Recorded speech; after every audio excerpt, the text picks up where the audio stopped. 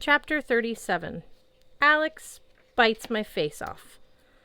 I have died many painful deaths. I have been impaled, decapitated, burned, drowned, crushed, and thrown off of floor 103. I prefer all of those to hypothermia. After only a few minutes, my lungs felt like I was breathing glass dust. We got all hands on deck, another nautical term I finally understood, to deal with the ice problem, but we had little success. I sent Jack out to break up the floe in front of us, while Halfborn and TJ used pole axes to chip away at the port and starboard sides. Sam flew ahead with a rope and tried to tug us along. Alex turned into a walrus and pushed from behind. I was too cold to make any jokes about how nice she looked with tusks, whiskers, and flippers. Hearthstone summoned a new rune. He explained this was Kinas, the torch, the fire of life. Instead of disappearing in a flash like most runes did, Kinas continued to burn above the foredeck, a floating bend of fire, 5 feet high, melting the frost on the deck and rigging. Kinas kept us warm enough to avoid instant death, but Blitz fretted that sustaining the rune for an extended period would also burn up Hearth's energy. A few months ago, expending so much energy would have killed him. Now he was stronger. Still, I worried, too. I found a pair of binoculars and the supplies and scanned the mountains for any promise of shelter or harbor. I saw nothing but sheer rock. I didn't realize my fingers were turning blue until Blitz pointed it out. I summoned a little Frey warmth into my hands, but the effort made me dizzy. Using the power of summer here was like trying to remember everything that had happened on my first day of elementary school. I knew summer still existed, somewhere, but it was so distant, so vague, I could barely conjure a memory of it. Blitz, you don't look affected, I noted. He scratched the ice from his beard. Dwarves do well in the cold. You and I will be the last ones to freeze to death. But that's not much comfort. Mallory, Blitz, and I, using oars to push away the ice as Halfborn and TJ broke it up. We alternated duties, going below decks, 2 or 3 at a time, to warm up, though below wasn't much warmer. We would have made faster time just getting out and walking. But Walrus, Alex, reported that the ice had some nasty thin spots. Also, we had nowhere to shelter. At least the ship offered supplies and some cover from the wind. My arms started to go numb.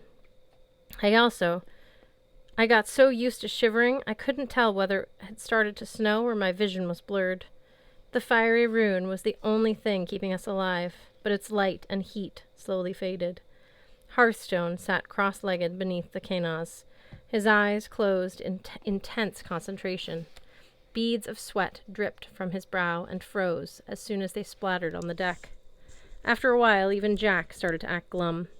He no longer seemed interested in serenading us or joking about doing icebreaker activities. "And this is the nicest part of Niflheim," he grumbled. "You should see the cold regions." I'm not sure how much time passed. It seemed impossible that there had been any life before this one. Breaking ice, pushing ice, shivering, dying.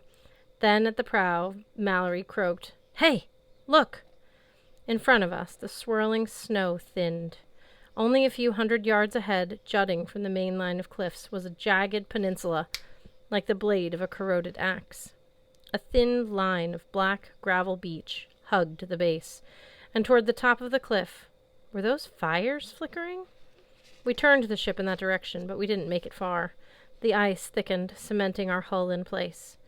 Above Hearth's head, the Kinas rune guttered weakly. We all gathered on the deck, solemn and silent. Every blanket and extra piece of clothing in the hold had been wrapped around us. "Walk for it," Blitz suggested. Even he was starting to stutter. "We pair up for warmth. Get across the ice to the shore. Maybe we find shelter." It wasn't so much of a survival plan as a plan for dying in a different place, but we grimly went to work. We shouldered all the supplies we couldn't live without. Some food, water, the canteen of Kvasir's mead, our weapons. Then we climbed onto the ice, and I folded the big banana into a handkerchief, because dragging the ship along behind us would have been Well, a drag. Jack volunteered to float in front of us and test the ice with his blade.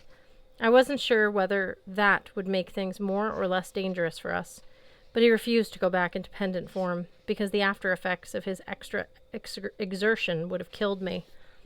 He's thoughtful that way. As we paired up, somebody's arm curled around my waist. Alex Fierro wedged herself next to me, wrapping a blanket around our heads and shoulders. I looked at her in amazement. A pink wool scarf covered her head and mouth, so all I could see were her two-toned eyes and some wisps of green hair. Shut up, she stammered. You're warm and summery. Jack led the way across the ice. Behind him, Blitzen did his best to prop up Hearthstone, who stumbled along the ruin of Kenaz above him, though its heat was now more like candles than a bonfire's. Sam and Mallory followed, then TJ and Halfborn, then finally Alex and me. We trudged across the frozen sea, making our way toward that outcropping of rock, but our destination seemed to get farther away with every step. Could the cliff be a mirage? Maybe distance was fluid in the borders of Niflheim and Jotunheim. Once, in the hall of Utgard Loki, Alex and I had rolled a bowling ball all the way to the White Mountains in New Hampshire, so I supposed anything was possible. I couldn't feel my face anymore. My feet had turned to 1-gallon boxes of squishy ice cream. I thought how sad it would be to come as far as we had, facing so many gods, giants, and monsters, only to keel over and freeze to death in the middle of nowhere. I clung to Alex. She clung to me. Her breath rattled. I wished she still had her walrus blubber, because she was all skin and bone, as wiry as her garrote. I wanted to chide her. Eat, you're wasting away. I appreciated her warmth, though. Under any circumstances, she would have killed me for getting this close. Any other circumstance. Also, I would have freaked out from so much physical contact. I considered it a personal triumph that I'd learned to hug my friends once in a while, but I wasn't usually good with closeness. The need for warmth and maybe the fact that this was Alex made it okay somehow. I concentrated on her scent, a sort of citrusy fragrance that made me think of orange groves in a sunny valley in Mexico. Not that I'd ever been to a place like that, but it smelled nice. Guava juice? Alex croaked. What? I asked. Roof deck, back bay? That was nice. She's clinging to good memories, I realized, trying to stay alive. Yeah, I agreed. York, she said. Mr. Chippy. You didn't know what a takeaway meant. I hate you, I said. Keep talking. Her laugh sounded more like a smoker's cough. But when you returned from Alfheim, the look on your face when I took back my pink glasses. But you were glad to see me. You have some entertainment value.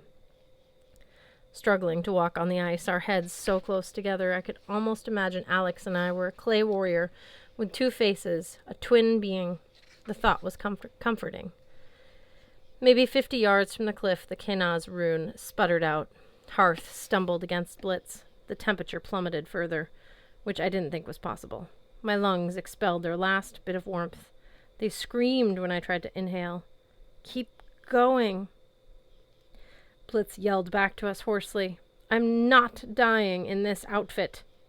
We obliged, marching step by step toward the narrow gravel beach, where at least we could die on solid ground. Blitz and Hearth were almost at the shore when Alex stopped abruptly.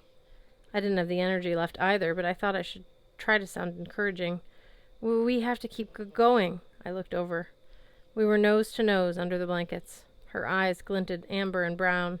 Her scarf had dipped below her chin. Her breath was like limes. Then, before I even knew what was happening, she kissed me. She could have bitten off my mouth and I would have been less surprised. Her lips were cracked, rough from the cold. Her nose fit perfectly next to mine. Our faces aligned, our breath mixed. Then she pulled away. I wasn't going to die without that, she said. The world of primordial ice must not have been frozen me completely, because my chest burned like a coal furnace. Well, she frowned, stop gaping, let's move. We trudged toward the shore. My mind wasn't working properly.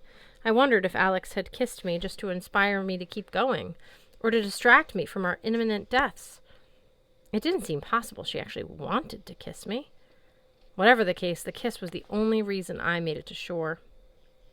Our friends were already there, huddled against the rocks. They hadn't seemed to notice the kiss between Alex and me. Why would they? Everyone was too busy freezing to death. I have gunpowder, TJ stuttered. Could make a fire. Unfortunately, we had nothing to burn except our clothes, and we needed those. Blitz looked miserably at the cliff face, which was sheer and unforgiving. I'll try to shape the rock, he said. Maybe I can dig us a cave. I'd seen Blitz mold solid rock before, but it took a lot of energy and concentration.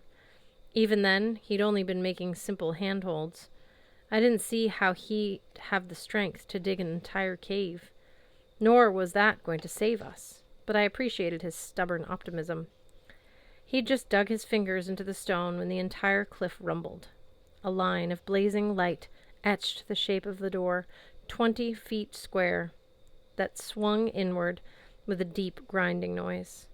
In the opening stood a giantess as terrible and beautiful as Niflheim landscape. She was 10 feet tall, dressed in white and gray furs, her brown eyes cold and angry, her dark hair braided in multiple strands like a cat o' nine tails whip. "Who dares rock shape in my front door?" she asked. Blitz gulped. I... Why should I not kill you all?" the giantess demanded. "Or perhaps since you look half dead already, I'll just close my door and let you freeze." "Wait," I croaked. "Skady, you're Skady, right?" Gods of Asgard.